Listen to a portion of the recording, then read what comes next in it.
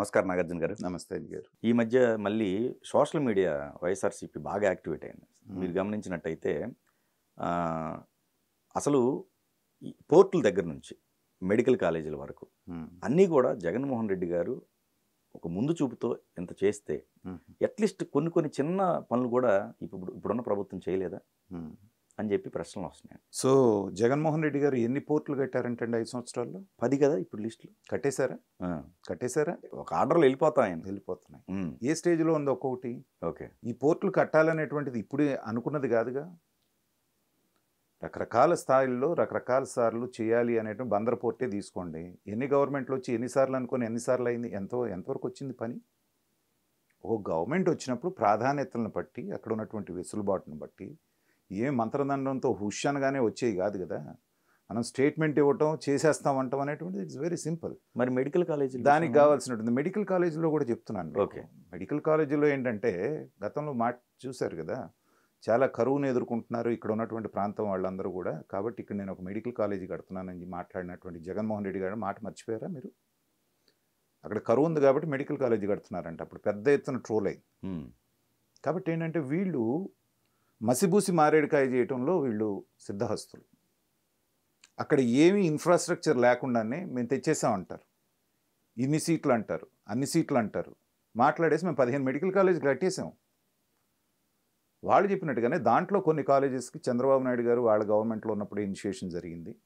కొన్నిటికి వీళ్ళు వచ్చిన తర్వాత చేయాలనేటువంటి, అప్పుడే జిల్లాకు ఒక మెడికల్ కాలేజీ కంపల్సరీగా ఉండాలని ఒక పాలసీ తీసుకున్నారు. కొన్ని చేశారు, కొన్ని జరుగుతూ ఉన్నాయి. వీళ్ళ కాలంలో కూడా కొంత జరిగింది. ఇప్పుడు ఆ వద్దు అన్నదానికి కావాల్సినటువంటి టెక్నికల్ రీజన్స్ చాలా ఉన్నాయి అక్కడ.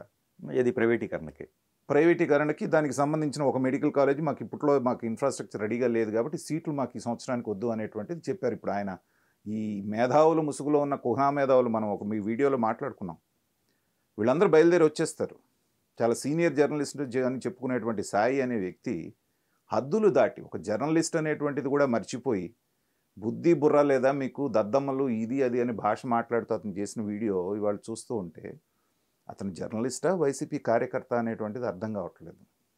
ఎందుకంటే వైసీపీ వాడే భాష ఒక జర్నలిస్ట్ వాడుతున్నాడు. మీరు ఏదైనా తప్పు జరిగితే సున్నితంగా ఎత్తి చూపించడం అనేది పర్వాలేదు, కానీ దద్దమ్మలు ఇది అది ఏం మాట్లాడుతున్నారు అర్థమవుతుందా? కాబట్టి ఏంటంటే మసిబూసి మారేడుకాయ చేయటానికి కొంతమంది రెడీగా ఉంటున్నారు. ఒక ఇష్యూని తీసుకొని పోర్టులు నిజంగా మనం కనుక తీసుకుంటే పోర్టుల విషయం మాట్లాడితే అతిపెద్ద కోస్ట్ లైన్ గుజరాత్ తర్వాత మనదే అనేటువంటిది నిర్ధారించారు. కానీ ఈ మధ్య సవరించినటువంటి దాని ప్రకారంగా 2వ స్థానంలో తమిళనాడు వస్తుంది, 3వ స్థానంలో ఆంధ్రప్రదేశ్ వస్తుంది అనేటువంటిది చెప్తున్నారు. కొంత కోస్ట్ లైన్ని సవరించడం జరిగింది ఈ మధ్య కాలంలో.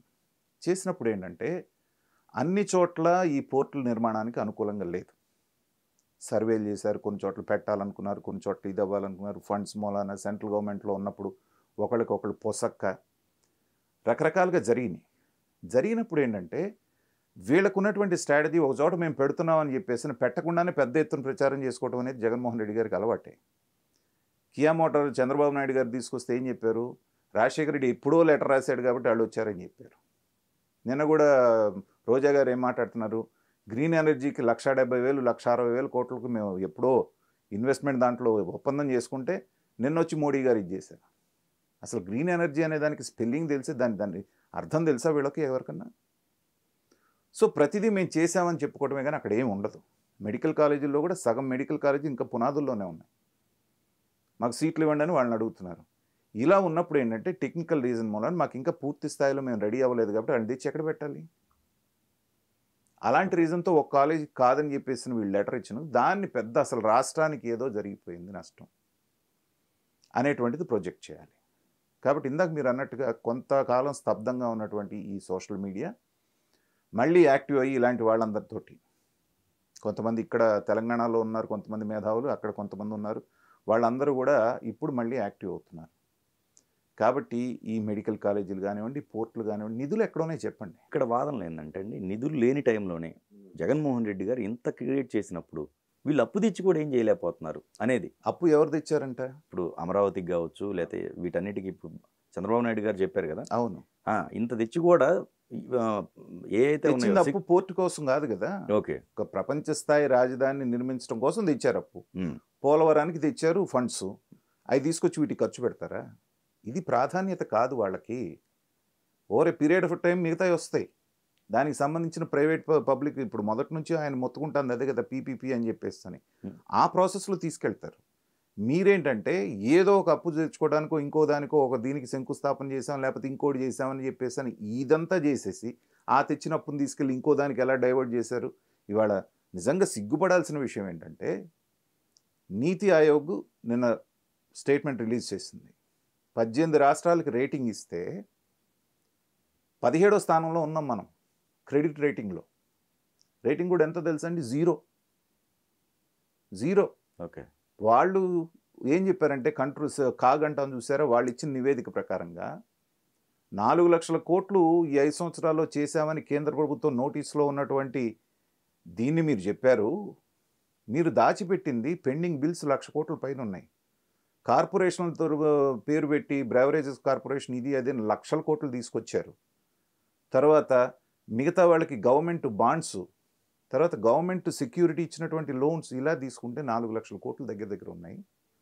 ఇవన్నీ బేరీ చేసుకొని క్రెడిట్ ఇది 0.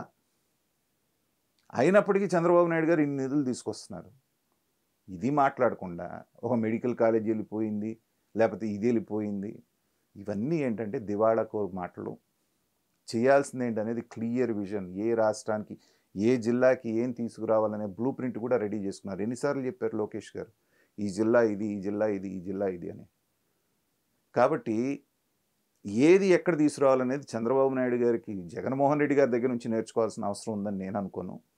కానీ ఏంటంటే మేము చేసినయే ఇవన్నీ అని చెప్పుకునే ఒక దుగ్ధలో నుంచి బయలుదేరినటువంటి మాట. దానికి ఇలాంటి సాయి గారు లాంటి జర్నలిస్టులు కూడా వంతబాటం అనేటువంటిది ఏంటి, పైగా లైన్ దాటి మాట్లాడటం.